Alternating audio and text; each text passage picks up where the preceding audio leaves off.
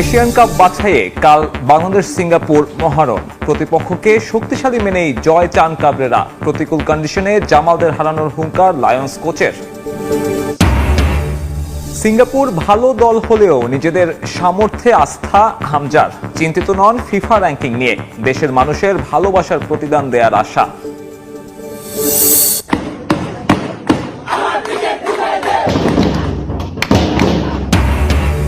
Bangladesh Singapore ম্যাচের টিকিটের জন্য বাফুফে ভবনে তালা সমর্থকদের। অপ্রীতিকর ঘটনা এড়াতে সেনা মোতায়েন।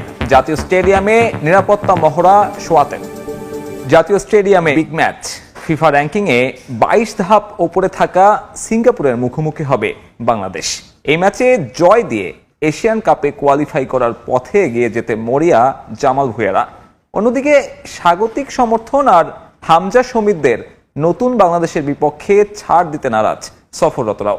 ম্যাচ শুরু হবে সন্ধ্যা 7টায়। হামজা চৌধুরী, ফাহমেদুল ইসলাম, শমিত সোমদের আগমনে দেশের ফুটবল নিয়ে প্রত্যাশার পারদ তুঙ্গে। ফিফা র্যাঙ্কিংয়ে 161তে থাকা সিঙ্গাপুরের বিপক্ষেও জয়ের ব্যাপারে আত্মবিশ্বাস দৃশ্যমান 183 নম্বরে থাকা দলের মাঝে।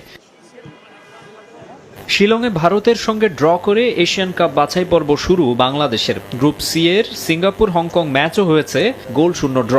গ্রুপ চ্যাম্পিয়ন হতে পারলেই মিলবে মূল পর্বে খেলার টিকিট।